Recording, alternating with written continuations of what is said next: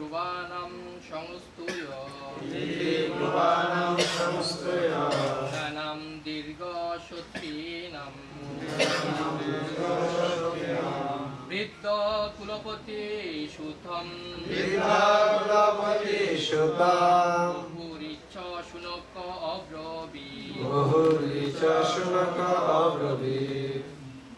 হরে কৃষ্ণ। ব্যাস, শিল ব্যাসদেব উবাচ বললেন, ইতি এভাবে ব্রুবাণাং বলে সংস্তুয় অভিনন্দন জানিয়ে অভিনন্দন জানিয়ে মুনিনাম মুনিদের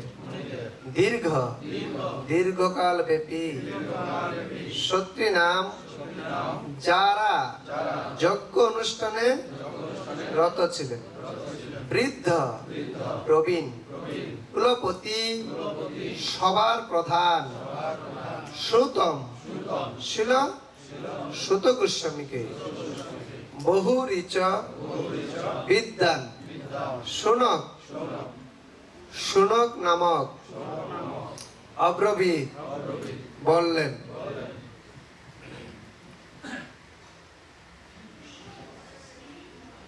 অনুবাদ জয় শিল প্রভুপাদের অনুবাদ কি?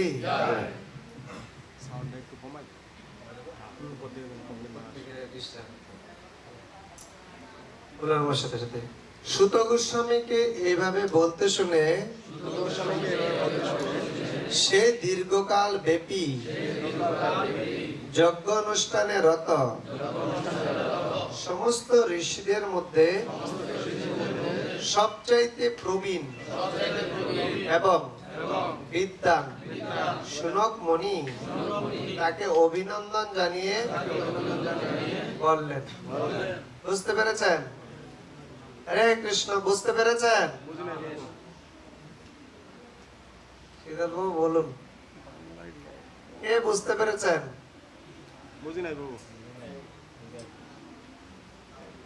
বলছে আবার শ্রবণ করুন।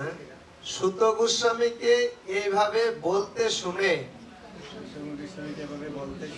না আপনারা শ্রবণ করুন। সুত গোস্বামীকে এইভাবে বলতে শুনে সে দীর্ঘকাল ব্যাপী যজ্ঞ অনুষ্ঠানে রত সমস্ত ঋষিদের মধ্যে সবচাইতে প্রবীণ এবং বিদ্বান শুনক মণি তাকে অভিনন্দন জানিয়ে বললেন। এবার বুঝতে পেরেছেন? আচ্ছা, এবার আমি ভেঙে বলছি। এখানে বলছে সুত গোস্বামীকে এভাবে বলতে শুনে। এখানে উপরে দেখুন ব্যাস উবাচ আছে না? তাহলে এখানে কি আসতো? ব্যাসদেব বললেন না, কিন্তু এখানে বলছে সুত গোস্বামীকে এভাবে বলতে শুনে। তার মানে এখানে ব্যাস উবাচার জায়গায় সুত উবাচ আসতো, তাই না? এখন আমি নিজেও বুঝতে পারছি না এটাকে আমারই বোঝার ভুল নাকি এখানে প্রিন্টিং এ কোনো সমস্যা আছে। আমি এটা নিয়ে ডিসকাসও করেছি, বক্তা বলতে পারছে না। হ্যাঁ, যাই হোক, হরে কৃষ্ণ। ওইদিকে যাচ্ছি না, ধ্যান দেন। তো সুত গোস্বামী শিল প্রভুপাদের অনুবাদটা আমরা ঠিকভাবে দেখি। কেন বলছে হরে কৃষ্ণ? মোবাইলে এত টানাটানি, এত ক্যামেরা চলতেছে। সুত গোস্বামীকে এইভাবে বলতে শুনে এখানে সুত গোস্বামী এখানে কি করবেন? ধরেন না, এখানে সবাই মুনি ঋষিরা আপনারা বসে আছেন, বুঝতে পারলেন? এখন সুত গোস্বামী এখানে আপনাদেরকে কিছু বলার জন্য এসেছেন। তো উনাকে দেখেই এখন এখানে যে একটা যজ্ঞ অনুষ্ঠান হবে, এই যজ্ঞ অনুষ্ঠানটা কি আপনি একরকম বলবেন, অমুক একরকম বলবেন, অমুক একরকম, এভাবে হবে? এখানে একদম লিড করছেন না? লিড করছেন কিনা? আপনাদের মধ্যে যারা যিনি লিডার তিনি এখানে আছেন কিনা? আছেন না? আছেন। এখন যখন কোনো বক্তা এখানে আসে, উনাকে কি সবাই বরণ করে নাকি ওই লিডার পার্সন বরণ করে? লিডার পার্সন বরণ করে। তো এইটা এখানে সেই জিনিসটাই বোঝাচ্ছে। আর যিনি লিডার হন তিনি এখানকার যিনি প্রবীণ, প্রবীণ মানে বয়সেই বড় সেটা না, কিন্তু যদি বয়সে বড়, চুল পাকা, তিনি প্রবীণ হতো, তাহলে সবার আগে ভেড়ায় প্রবীণ হতো।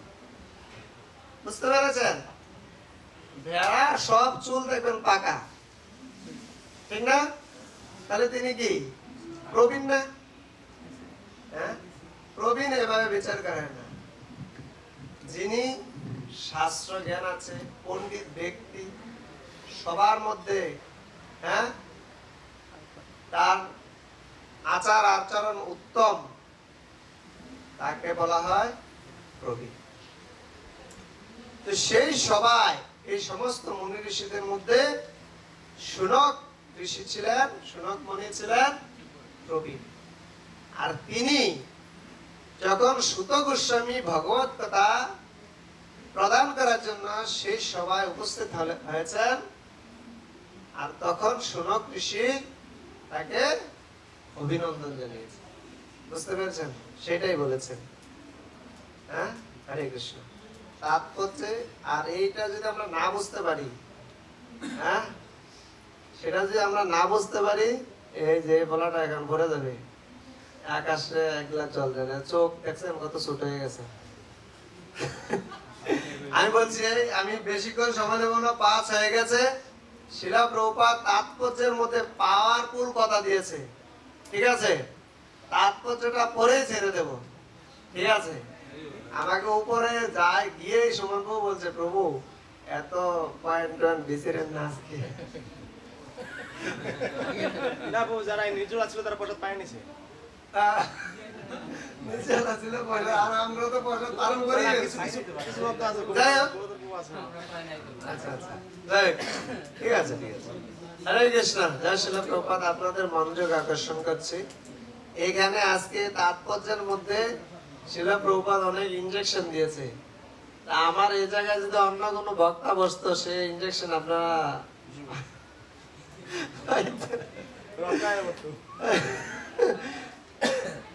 হরে কৃষ্ণ। তাৎপর্য এখানে বলছে, বিদ্বানদের সবাই যখন বক্তাকে অভিনন্দন জানানো হয়, তখন সবাই যিনি নেতৃস্থানীয় এবং বয়োপ্রবীণ, তিনি তাকে অভিনন্দন জানান। বিদ্বানদের সবাই, এখানে আপনারা যারা আছেন সবাই বিদ্বান, সবাই বিদ্বান। কেন? আপনারা সকলে ভগবানের মন্দিরে এসেছেন কেন? ভগবানকে জানার প্রয়াস আছে নাকি? আর আপনারা এভাবে আসেননি। বহু জন্মের সুকৃতির কারণে কোন বৈষ্ণবের কৃপার মাধ্যমে আপনারা এই মন্দিরে এসেছেন। তার মানে কি আপনারা সকলে বিদ্বান। আপনাদের মধ্যে যিনি প্রবীণ, নেতৃস্থানীয়, তারই অধিকার আছে কি কোন বক্তাকে সম্বোধন করেন। আমাদের মন্দিরে আমরা অত্যন্ত ভাগ্যবান, সিঙ্গাপুরে আছি। সিঙ্গাপুরে থেকে এত সুন্দরভাবে ভক্তি করছি, সেটা কার আশীর্বাদ? কারণ সেটা শিল প্রভুপাদের তো অবশ্যই আশীর্বাদ। আর আছে আমাদের যে গুরু পরম্পরা দ্বারা যে বৈষ্ণবরা কিছুদিন পর পর অনেক মহারাজদের এখানে আগমন হয়, অনেক সন্ন্যাসী, অনেক ব্রহ্মচারীদের এখানে আগমন হয়। এই যে তারা বক্তা, তারা ভগবত কথা পরিবেশন করার জন্য এখানে আসেন। তারা আসার পর আমাদের বিচার করা উচিত, আমার কি তাকে অভিনন্দন জানানোর ক্ষমতা আছে?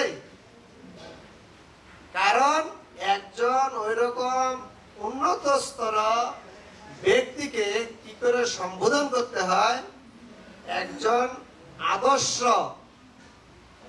পণ্ডিত ব্যক্তি বা যিনি শাস্ত্রের যে শিক্ষা যিনি তার জীবনে প্রয়োগ করেছেন, তিনি সেটা বুঝতে পারেন। বক্তাকে দেখেই বুঝতে হবে তিনি কি চাচ্ছেন। অনেকে আগেই দেখবেন যে বক্তা আসার আগেই তার কি পছন্দ না পছন্দ উনি সব জানেন, আর উনি সবকিছু করে রাখেন। আর সেই রকম ভাবে এখানে সবকিছু স্থাপন করেন। দেখবেন আমাদের মধ্যে থেকে সবাই দৌড়ে গিয়ে জয়ধ্বনি দেয়, এটা সেটা করে না। আর সেটা করা উচিত না, এরকম দুঃসাহস করা উচিত নয়। ভগবানের জয়ধ্বনি পর্যন্ত আমাদের যে কেউ করা উচিত নয়, সেটা আমাদের যোগ্যতা থাকা উচিত। ঠিক আছে, যদি কেউ না থাকে সেই পরিস্থিতিতে আমাদের করা উচিত। কিন্তু কোন বয়োজ্যেষ্ঠ বৈষ্ণব থাকলে তাকে সে অধিকার দেওয়া উচিত। হরে কৃষ্ণ। তাকে অবশ্যই মহান পণ্ডিত হতে হয়, যিনি সম্বোধন করবেন, যিনি অভ্যর্থনা জানাবেন, তাকে পণ্ডিত হতে হবে। যিনি জয়ধ্বনি করবেন তাকে শাস্ত্র বিষয়ে জানতে হবে। তিনি আচার আচরণ শুধু জানলেই হবে না, সেটা অনেকে জানে কিন্তু আচরণ করে না। আচরণ করতে হবে, আচার করে তারপরে প্রচার করতে হবে। শ্রী শুনক ঋষি সেই সমস্ত গুণে গুণান্বিত ছিলেন। আমাদের শ্রীমান শান্তিপূর্ণনাথ প্রভু, কমলাক্ষ প্রভু, আমাদের সুশান্ত কৃষ্ণ প্রভু, আমাদের বনবিহারী প্রভু, প্রাণ গোবিন্দ প্রভু, এরকম বয়োজ্যেষ্ঠ অনেক বৈষ্ণবরা আছেন। আমাদের গৌর কৃপময় প্রভু, বলরাম মনোজ প্রভু, আমাদের নিরভিমান নিতাই প্রভু, এই সমস্ত বৈষ্ণবরা কি করেন, আমাদের বয়োজ্যেষ্ঠ প্রবীণ। দেখবেন তাদের মধ্যে সবাই জয়ধ্বনি বা ই করে না, কারণ তারা জানে, তারা শাস্ত্র সম্বন্ধে জানে, কিন্তু তারা কিরকম ভাবে নিজের জীবনে সেটা প্রয়োগ করছে সেটা তারা নিজেরা ভালোভাবে জানে। আর সেই সমস্ত ব্যক্তিদেরকে সামনে প্রদান করে যারা আসলে আচার করে প্রচার করছেন এবং মাঠে সব সময় ভক্তদের কল্যাণার্থে থাকছে। সবাই দেয় সামনে মাইক নিয়ে কে রাখে, সামনে মাইক নিয়ে আপনাদের মধ্যে কাউকে পাঠিয়ে দেই, 2 মিনিটও বলতে পারবেন না। পারবেন? গ্লোরিফিকেশন করার জন্য শিলা প্রভুপাদের ইষ্টি করছি সামনে হবে, আপনার প্রস্তুতি রাখুন। 2 মিনিট করে শিলা প্রভুপাদ সম্বন্ধে বলবেন, বলা সম্ভব? অনেকে বলে শান্তিপূর্ণ তো মাইক ধরে ছাড়ছে না। আরে ভাই, তুমি যাও মাইকটা ধরে বলো। কমলাক্ষ বাবু বলতেই যাচ্ছে বলো না, তুমি বলো দেখি না তোমার সাহসটা কতটুকু। এটা ভগবানের অহৈতুকী কৃপা, এভাবে কথা মুখ দিয়ে বেরোয় না। গুরু মহারাজের 2-3 দিনের একটা কোটেশন আছে গুরু মহারাজের, দেখুন।